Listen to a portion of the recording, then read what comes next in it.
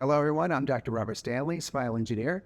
Welcome to another edition of Implants Made Simple. Today, I'm joined with Dr. Curry Leavitt for Red Rock Periodontics in Nevada, and we are on site at the 2023 Osseointegration Meeting here in Phoenix. And I was able to pull Curry away from his speaking engagements to do a little chatting here. And we actually got started before the video started running. I said, hey, we got to turn this thing out. We're already going down some paths that are quite fun. Absolutely. So Dr. Curry is a periodontist and does a lot of, what periodontists do. He does all the kinds of surgeries we expect, but he does guided all-on-X kinds of cases in addition to your standard amazing bone grafting. And you can check out his Instagram handle and see some of his amazing work there. But let's start with just asking, how did you get into the guided all-on-X? Guided all-on-X? That's a good question. Doing all-on-X, I've been in practice almost 15 years. And so we were, taught all-on-X, analog, all-on-X.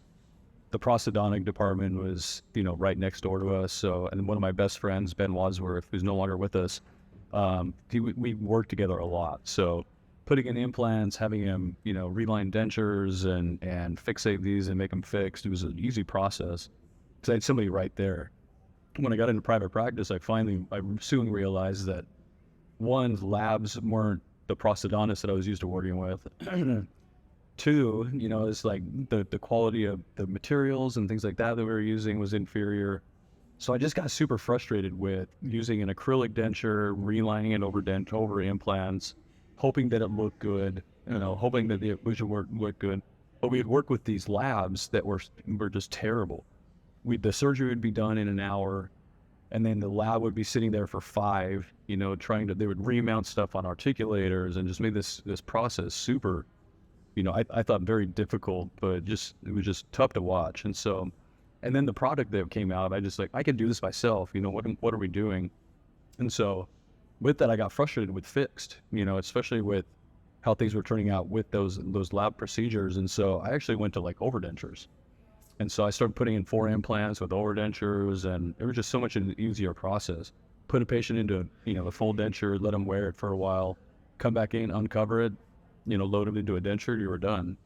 And so fixed, I got very frustrated with that for a couple of years, and then I got introduced with, companies like N-Sequence and Chrome and guys that were doing these guided systems that were not only just guided, which we were doing pilot guides and things just to get the implants kind of in the right place, but to actually take the implants, put them in the most perfect place, and then a provisional that I could then do as a periodontist that was accurate, the occlusion was great, and it was easy.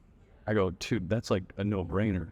So then I started doing that, and then the more and more cases I did, I was like, oh, this is definitely a way to go. So So the audience knows, when you say the provisional, the provisional, the long-term provisional is pre-made before the surgery. Correct. It's ready to go. So tell the audience, how long does it take a periodontist to pick up, once the implants are in, how long does it take you to do the conversion where actually 15 minutes tops. It's amazing. It is amazing. So you had to have fully guided implants with a fully guided, like I said, a long-term provisional. It was a game changer for me because then I had complete control. Now, I got to ask you this. What are your referring doctors saying? Because they got to love what they get back. And a lot of these cases I restore myself. So, just with it being that easy that now we can take the patient to the final fairly easily. But if it's a referring, patient that comes over from a referring doctor, they don't have to do anything. They don't. Literally 90% of the work is all done by me. Yeah.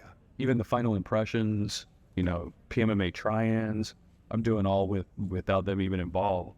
And then they come over and they look at the final and they seat it, in my practice. I don't even have the patient go to their practice. Yeah. That is amazing. So the doctors come over to my practice and they see my team working and they see how amazing the experience is that the patients have. And they go, dude, okay, we're doing these all the time. This is easy. Well, that's got to be a dream. So it's nice. Yeah. So Have you tried the powerball screw yet? yeah, absolutely. Yeah. In fact, most labs are going to that. I have been pushing the suppliers to come up with their own OEM part, Right. original equipment manufacturer part for that solution. Let me ask you this though, because from the engineering stand on that, what is the benefit of the powerball screw?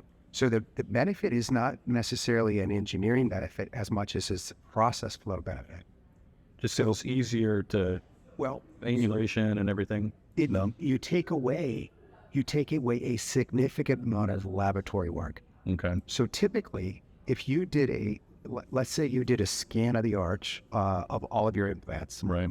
then you would send it to the lab. The lab would then make a model, print a model. Right. Then they would have to buy analogs, $50 a piece, Okay. that get plugged into the model. Let's say there's 6 implants. That's $300 worth of metal that goes in.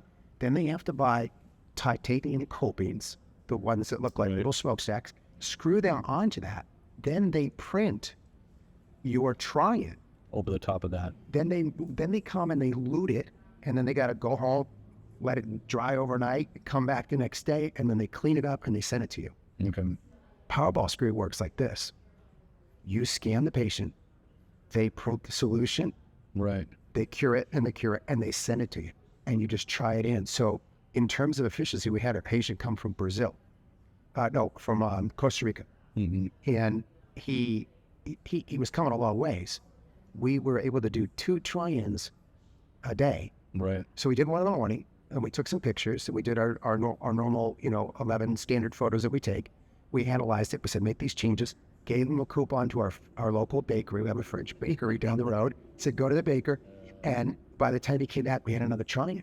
You just can't do that if you've got to do all this lab All the work. other stuff. And so in terms of efficiencies, and for printed, they're just printed PMMAs, Right. or like a printed Flexera, a very strong material. Sometimes you let them wear it. Wear this for a week and tell me how you feel. That's what you've been doing. Yeah, like it's great. We get those back in the lab. And are you printing your own stuff?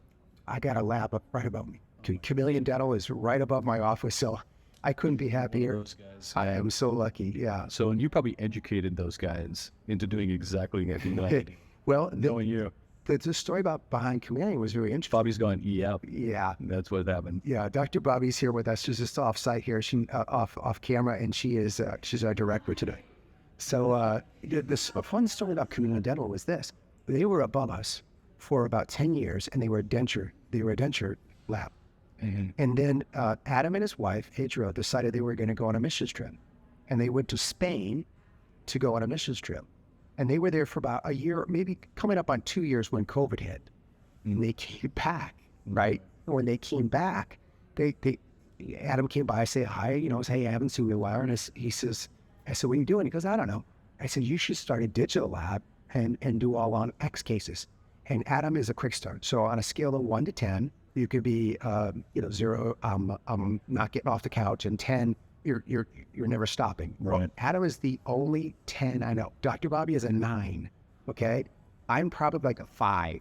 Like I'm like in the middle, right? So it takes me, you got to motivate me to get to do something. That you say to Bobby, you want to have drinks? She says yes, right? Obviously, like it worked out really well. That's how it works, right? Boom.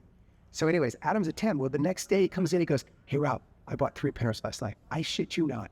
He went home, he bought 3 printers, and he set it up in his mom's living room. He didn't have any room for it. And so then I said, hey, listen, we got space upstairs on the 3rd floor. Why don't you take it over and build a lab? And that's what he's done. And it's just been, it's just been a real blessing. Do you have ownership on that? In the building. Okay. No, not in the lab. No, he's independent. He had some relationships before we had partnerships, and you know how partnerships go. They're really challenging. So he's independent, and that's great. And he's growing. And once I turned him on to the Powerball screw, he's like the #1 Powerball screw advocate now on his social. Yeah, you can catch us because he's got some very, very Check it out. about. Yeah. Yeah, no, we're seeing a lot of that coming back. Yeah. With powerballs for sure. So, which we enjoy. Yeah, it's easy. Oh, So when people say, I was hoping you would say like there was some engineering piece to that. Well, there is. Okay, so let's take it one step further. In engineering, anytime we can drive our parts counts down, you increase the reliability of the system. So think about it. You have a metal coping that has a cement bond to the underside of your zirconia final solution. The metal coping can break. The cement can delaminate. or the zirconia can do, or zirconia can crack. Okay, so those are your three main things that can happen. If you take away the typhobi, if you take away the cement, and all you have is zirconia, the only problem you can have is zirconia crack. So if you think about it, if we just at the rudimentary level, you would say I'm 66% more likely never to have a problem. And from an engineering perspective, that's huge. So going direct, so that's another thing that's popped up that I've seen quite a bit, published, and going direct zirconia to implant, multi-unit abutment, Correct. versus metal coping to multi-unit abutment. What are your thoughts on that? That's what the power I'm saying. So that's what it does for you. So you'll go zirconium to multi-unit abutment. You feel like that's superior? Well, I know it's superior in terms of the Right. lab work. What about long-term? So we've been doing it we're coming up on a year now. First, we started with our plastic temporaries, just to make sure that that the process was working the way we want. We said, okay, that's working really well. Let's do some zirconia. We haven't had a single problem not a single problem in any case. You understand this? When they designed the powerball screw, if you look at it, it's a very unique screw. The underside of the screw does not have sharp angles. No, it's rounded like it's all rounded. the powerball ball. It looks like a sphere. And what happens when you put that sphere in tension on the zirconia is that it sends the forces radially out into the zirconia. Now, if you had a sharp edge like you have on most of your abutment screws, are kind of like a chamfer. So the head of the screw is square. The head of the screwdriver is square, and those have sharp edges. Well, if you did that on zirconia, he would crack it. Yeah. So it was a brilliant idea that Jonathan had when he came up with this idea. He said, I'm going to send the forces out radially into the zirconia where it's thick, and we haven't had not a single case where the zirconia's cracked. What about screw loosening? Have you seen screw loosening? Yes, one time on a temporary, unfortunately. Temporary, I've seen it. Yeah, that's why. And with powerball screws, I've seen it more on temporaries than I have with the normal screws. So that's interesting. Because it's on the plastic. Yeah, and things that Yeah, because the plastic. Think of materials like different springs. So zirconia is a really stiff spring, and plastic is a really soft spring. Right. And so you put the preload on there, so you torque it to the required torque. Well, it's pushing things out, things flex. Exactly. And then when they flex or when they relax over a couple of weeks, right, they become loose. Yeah, I've seen that. So that's probably the only downside, because I've had more patients come and go, hey, this is moving around a little bit. It's always powerball screws that I have to tighten down. So I wonder if I could put more torque value on those, though. I know. So they're recommending the same torque value. I wonder if I can go higher with it. You might be able to, but I'm not sure. You might run into problems, especially with your Aztec temporaries, where the lip that's underneath that ball could crack. Could crack. Yeah. Okay. Yeah. And this is why what I'd like to see happen, and this is to take nobody's bread away from them. So Jonathan came up with this idea for Powerball, and then you have the Rosenthal screw. They both do the same thing. Right. The major companies are going to get on with this when they realize that they're either going to get on with it or they're going to become Xerox, which is a company that doesn't exist anymore, right? And so, or no, it's Xerox. So it's Kodak doesn't exist anymore. But the point is that they both did not exist. If you think about the current business model for a manufacturer, an implant manufacturer, they sell, let's say you did it all on 6, and they sell 6 analogs at $50. They sell 6 tie copings at $50. And if you have to do another try-in. Well, that was my next question. So that was my next question. Yeah. So I'm going, okay, for the implant company to now produce these screws, obviously it's going to be cheaper for us. Yeah. Now look at the revenue that they're losing. That's right. That's a lot of money. It is. And what basically what's going to happen is either they don't, or Jonathan's going to become rich, because I'm sending all my money his way. So eventually they're going to be like, okay, we got to give up on making the money here, but we've got to make it on these screws. And when they designed the screws, it's by awesome. Is he the only distributor for this? Well, it's Jonathan has a patent on the Powerball. And then the Rosenthal screw, which is a similar solution, although it's not a sphere, it's a cone. It's a cone. Man. And so it does this very similar thing with the radial forces going out into the material. But when OEM equipment comes along, what you're going to have is the power of an entire engineering team saying, this is the size, the optimal size, so you don't get that screw loosening. Right. Yeah. And of course, with the BioHorizon was implant, they have the drawing a blank on it. It's a Stanley Fastener company. I should know this inside and out because it's my last name. They created the I don't know where you're headed. literally.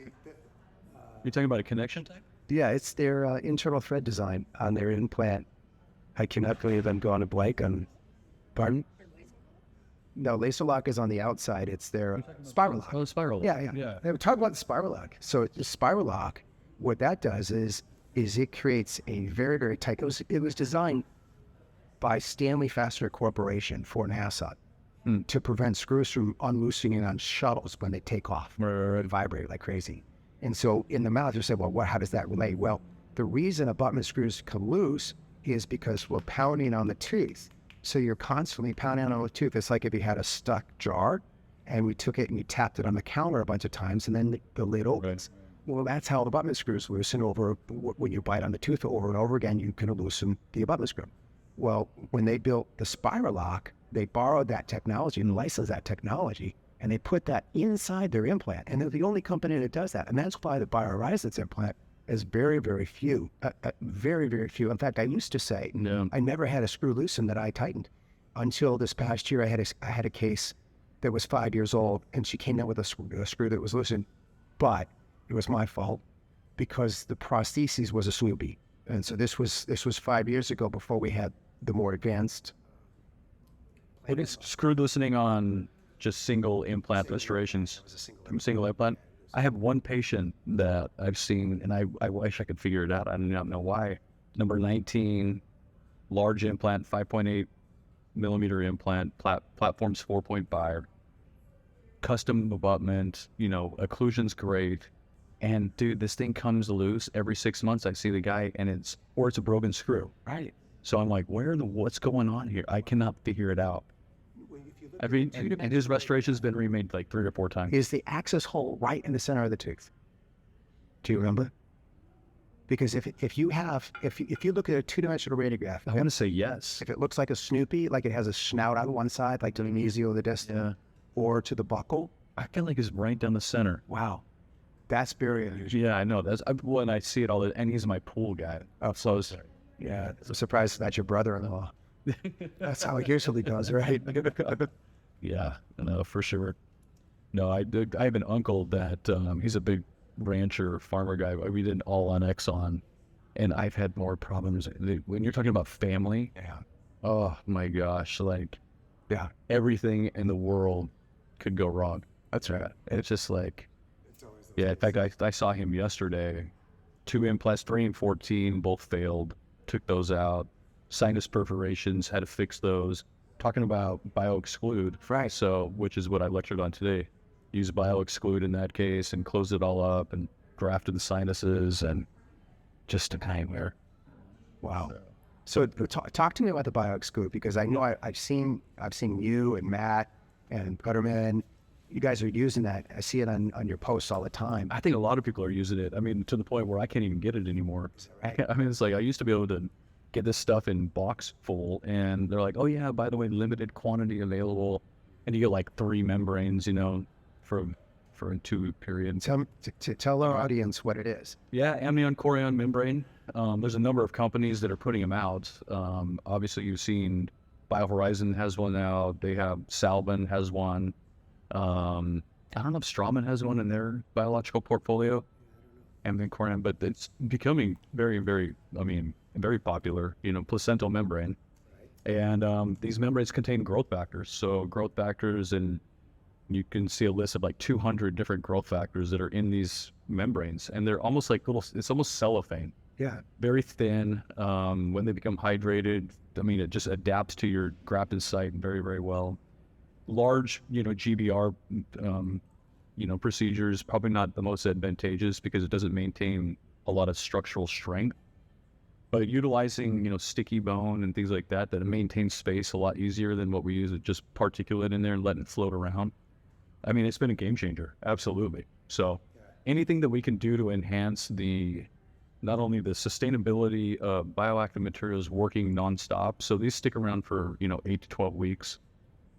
And then, adding the patient's own growth factors to it, utilizing, you know, you don't have to use these big autogenous grafts anymore. You can use particulate graft with all these materials kind of bundled in, and you get amazing, amazing results. I mean, you look at Matt Fine and Israel Putterman and their GVR procedures. I mean, amazing growth. Yeah. So I'm always impressed with all of you guys' your post. I'm just like nice big old pork sausage roll up in there with the periosteal. it's almost like tumor like bone, you know, you're going, okay, that's probably too much bone. Yeah, who's going to complain who's going to complain about having too much bone? I've never heard anyone complain that they get too much bone. Bobby snickering over in the corner. So she's they're going, yeah, bigger's better. That's classic. So it's been good, you know, and I don't think it's a very expensive membrane. You know, it's not like you're buying BMP. Remember, like buying BMP back in the day, like $900 to $1,000 for the small kid. Yeah.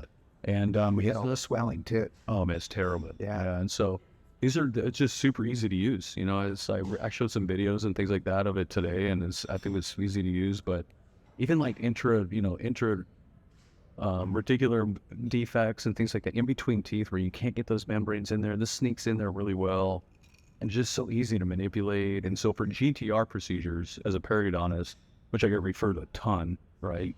Patients come over to your practice and they're like, oh, 10 millimeter pocket, big vertical defect, we'll send it to Leavitt. Man, those are regenerated so easy. Yeah, it's awesome. Tell me, when you have a case like that, how do you prepare for the tooth structure? Yeah, so I mean, obviously you get in and degranulate everything, get all the granulation, disease tissue out, and then you look at the root structure and you're scaling and root planing the root structure. I like to use a lot of high speed, very fine diamonds. There's I don't even know the number. You probably do. Very like sharp, very fine diamond. It's very long. It's almost like a surgical length. 864. Is it an 8? It might be that actually. I think it's super fine. Yeah, I mean if you poke it, it's sharp at the end. But you can use that to refine root structure. I use a lot of laser therapy to make sure that all granulation and diseased tissue is gone, but also perforates bone. Yeah. So I showed that today too. Laser assisted corticotomies. I love that. Which is pretty cool. Yeah, that's great because the fact is that when I do my regional acceleratory phenomenon by perforating a corticoplate with like what do you call it? wrap. Yeah. Okay. Yeah. So if we had a little sound bite right now, we'd do it. But Carl used to call it, Carl Misch used to call it wrap or regional acceleratory phenomenon. We basically make it bleed and it's going to heal better, which makes perfect sense. Absolutely. The problem, if you induce trauma heals. Right. So right? No. Just stay out of the way. Yeah, exactly. Let it go. The drills are too big. So you go to your drill kit and usually we use our fixation drill, right? Right. For our fixation, out of our fixation kit. Is that what you use a perforation? Okay. But those holes are like... You're still like at half or even a one round burr. That's about the same size as big. Yeah. And I never liked that. I was like, boy, what you would like is like a smaller drill. But the problem then is what? You're going to stab those drills off all day long because you're getting too tiny with the drill. Exactly. So the fact that you're using your laser to make a lot of very small perforations. It's almost like a micro perforation, right? So it's pretty cool. Probably the best application of a dental laser that I've ever seen. And we've had a number of dental lasers over the years. Yeah. And, try to cut teeth the back, Well, we use those with our GTR procedures too, because we'll go through and once you clean out a defect, well, where's the growth going to come from? I mean, it's a 4-wall defect, hopefully, root, bone, or root, bone, and have some type of a place for graft to sit.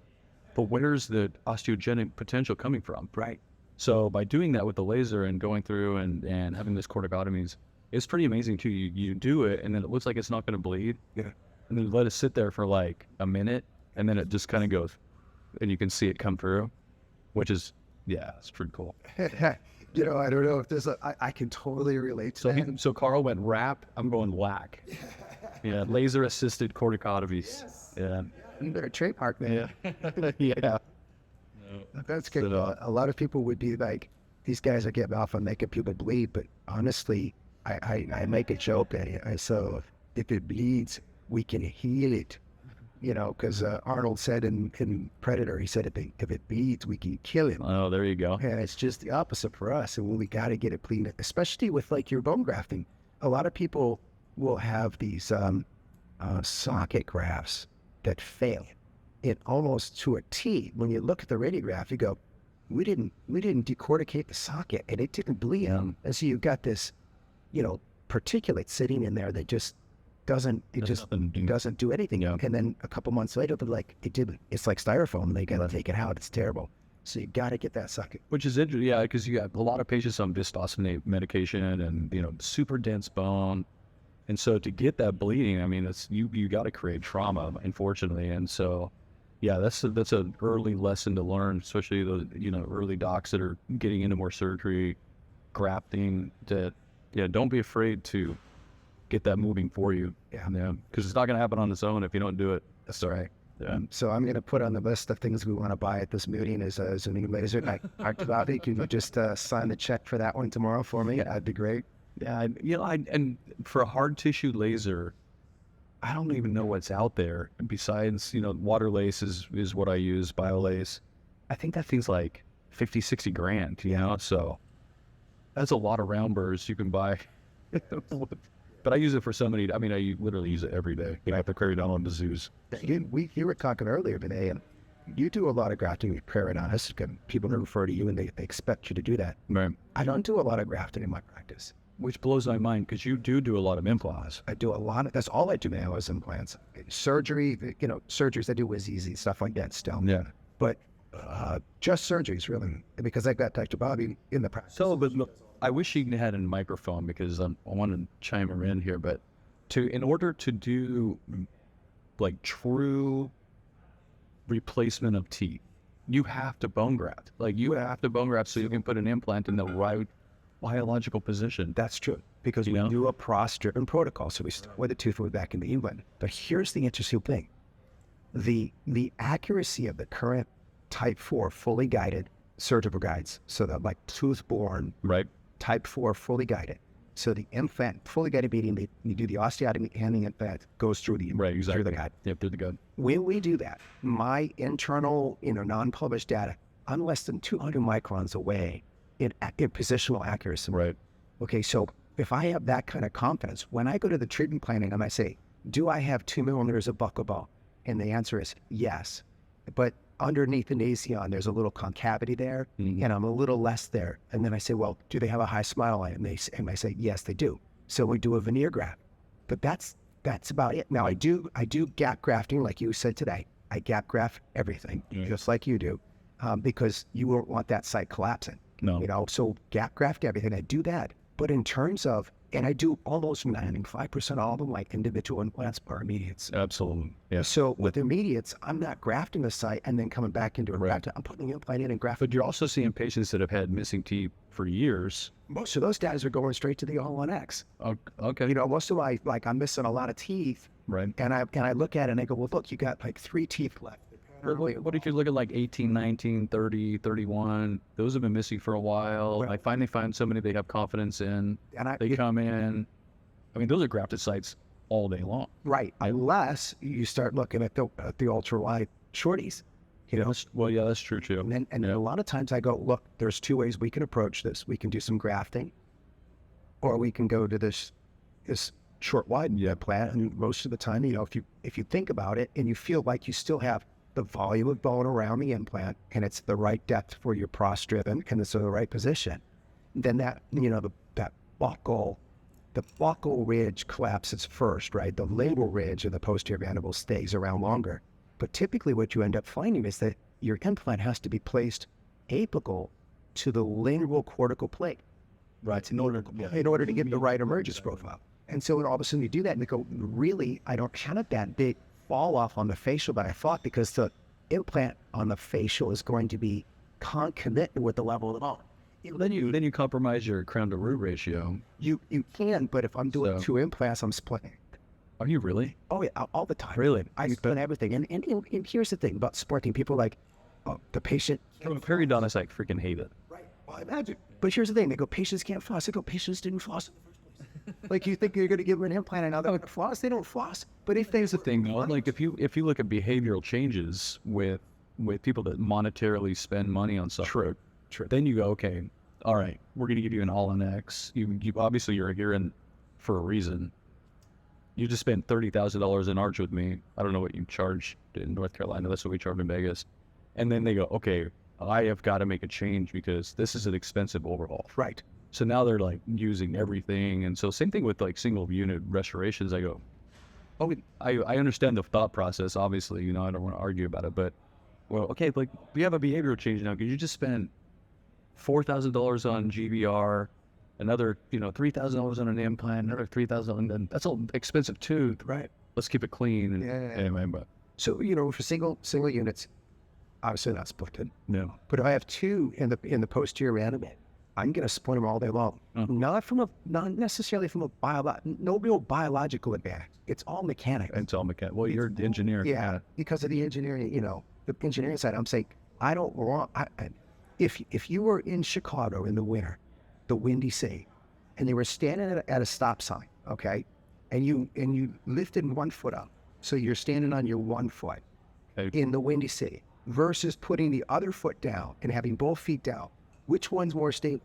It's a very, you know, like a visual. You're like, okay, I get it. Now, here's something that Restoratively, let me ask you this though: easier or a challenge for splinted implant crowns from your restorative doc who's sitting here to my left? Yeah. Easier or more challenging? Easier? I'd say it's absolutely the same, if not easier. I would say it's easier. Yeah, I would say it's easier. In a couple of reasons why. Number one, the implants are going to be parallel. Exactly. Because we guided it, right? So they're parallel. Number two, and this is very important because the labs get this wrong. We talked at the beginning of the show about, you know, your labs are not necessarily your friend today because they're doing things that they haven't been doing for 100 years. They've been doing dentures for 100 years. You need help with a partial or a denture, you can ask your lab. They're going to help you just fine. You ask your lab for help on a dental implant solution, it's new to them. Right. They don't have that body of knowledge of 100 years. They're not your 10 that's above you now. Yeah. That's going home. Yeah. Yep. And so what happens is, here's the thing you got to know. When you do splinted implants, the abutments are non-engaging. Okay. They're not hexed. There's this thing where people will do two implants splinted, and they'll put a hex on one, and they'll put a cylinder non-engaging on the other. And I don't know the universities are promoting this because kids are coming out of school, younger doctors, not kids, but younger doctors are coming out of school and they're going, yeah, that's what I was taught in school. I'm telling you, that is mechanically 100% wrong. There's got to be something that, I mean, obviously something's been published or whatnot. Then It's hearsay. Huh. It's hearsay. And the thing is, what's the hex for? The hex is for orientation of the crown. Anti-rotation. Right, Yeah. anti-rotation. So if you have two implants, you have a premolar and a molar splinted together, is it possible for you to put that in the mouth backwards? No. You're not going to put the premolar behind the molar, right? You know the premolar is anterior to the molar. And so you don't need orientation when you have two implants because 2 points make a line, which means your implant, your prosthodontic solution will fit in the mouth perfect. And if you use non-engaging, it's a stronger system. And what this does is this goes back to our talk about overdeterminacy. And the easiest way to understand overdeterminacy is it's a mathematical thing in engineering. But the easiest way is if you've ever sat at a table with 4 legs and it rocks. Okay, everybody's done that. And what do? You take a piece of paper, you fold it 6 times, you slide it under one of the feet until you get it to stop rocking, right? That's called overdeterminacy because the table has 2 solutions. It has this solution and it has this solution. And it will rock between those 2 solutions because it doesn't know which one's right. Do you want your prosthesis to rock between 2 solutions? And the answer is no. You want it to go right where you want it to go. Do not use a hex and a non-hex on a splinted solution. Don't ever do it. It doesn't make sense.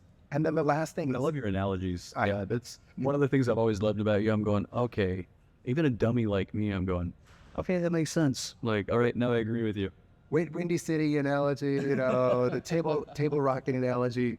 But the last thing about splinted is this: natural tooth to tooth at the crest of the bone is about 2 millimeters apart, right? Right. If you have 2 implants, how far apart are they?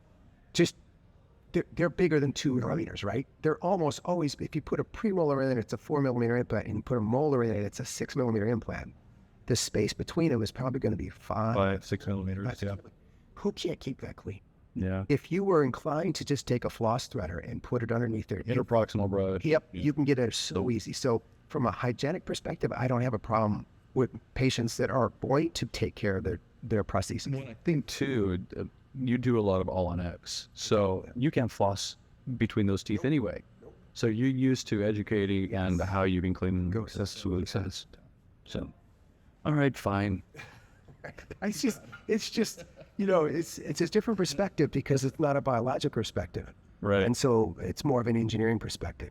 Which is interesting because one of my best referrals was an engineer prior to going into dental school. And so I have these conversations all the freaking time. Yeah. You're a little more articulate to explain yourself. Yeah. And he's such a quirky guy, but one of the best, because of that background, one of the best general dentists in Vegas. Yeah. Tom Cantones is his name, and just fantastic. Well, I should really, but bread and butter dentistry, refers out a ton, and just knows his lane. Yeah. Restores things immaculately, just super, super good. It's great to know So about that. I know. It's great. So listen, before we wrap up the show, Curry, you got a couple of classes coming up in the fall? Man, we got stuff even the spring. Yeah, we've got in April, if you go to redrockinstitute.com, number of classes. So we have a GBR class with Israel Putterman and Matt Fine. They're going to be in Vegas. They basically teach the whole thing. I do the live surgeons. Oh, good. So yeah, like of course those guys do that. Well, and I have the license to do it, but they're like, oh yeah, you pick out the patients and you do the live surgery in front of 30 doctors. I go, dude, I will lecture all day long, Right. in front of 30 to do live surgery in front of that. I mean, but I do it a lot. We do it for all of our full arch courses, and we do it for our hard and soft tissue courses. So I'm used to being in front of the camera that way. But dude, anything can happen in surgery. You know it. I've seen it. I mean, who knows? Yeah.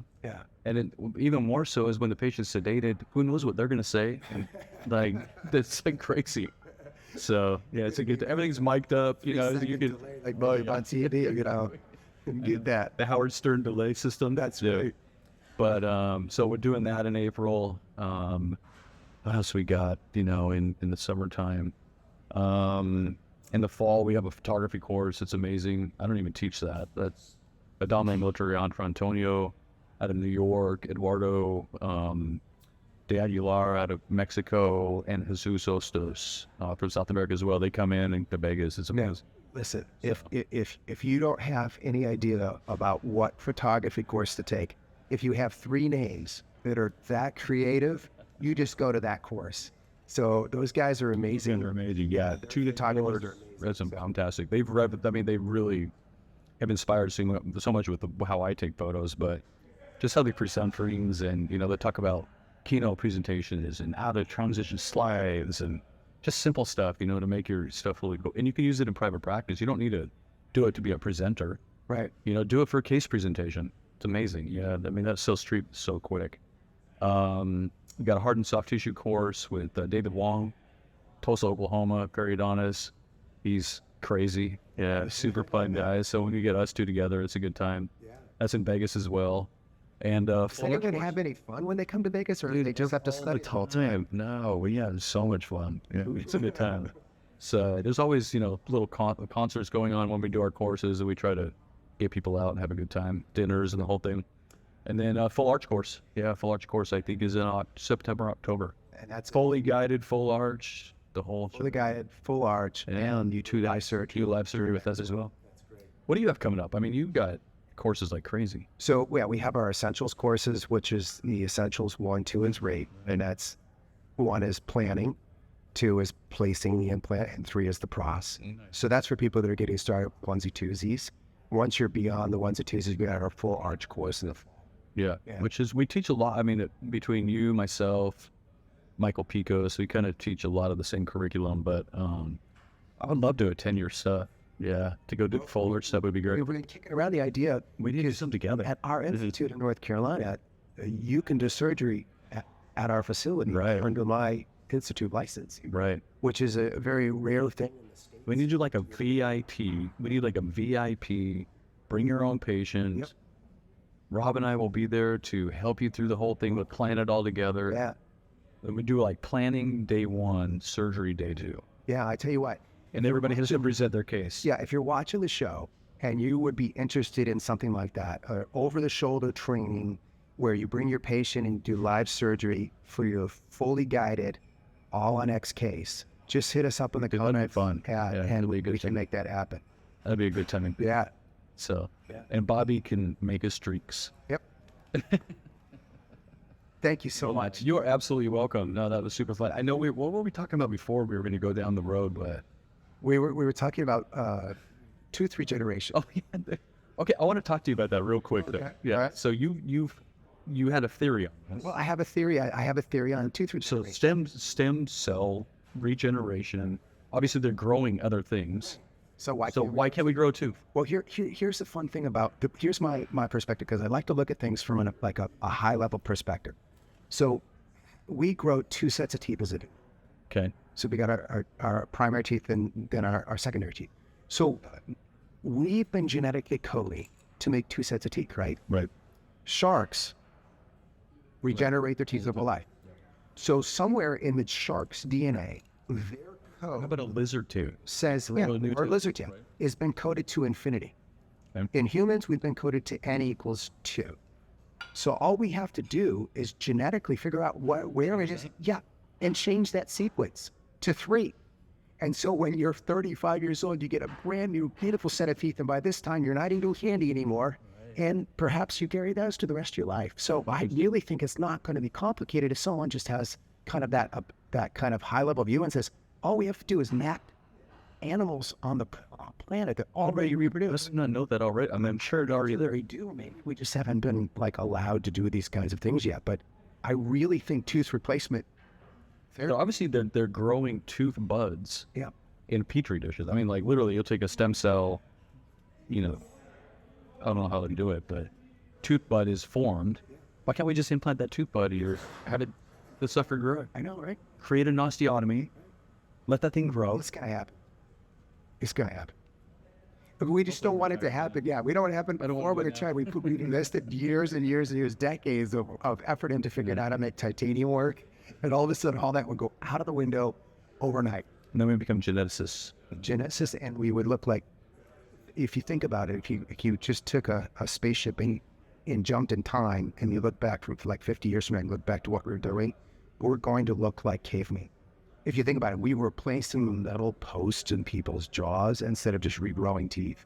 How primitive you were like a throw with What assholes you guys have been thinking that way? Yeah, I mean, it's really going to look bad in the long run. Right now, we're doing beautiful work and giving people the best we can, but in the retrospect, it's going to look pretty. I mean, if you're lecturing on biologics, forget this implant thing. That's right. That's right. I appreciate it. No, thank you for having me on. It's a pleasure. It's a joy to have you both as friends, and continue this journey together. Yeah, it's crazy. This is cool. So we're gonna do the full arch thing though, for sure. Yep. I mean, that's gotta happen. Yeah, for sure. Together, great. Very good. Thank you, Dr. Yuri Leavitt. Everyone, this has been another episode of Implants Made Simple. I'm Dr. Robert. Way louder, Smile Andy. Engineer. Loud.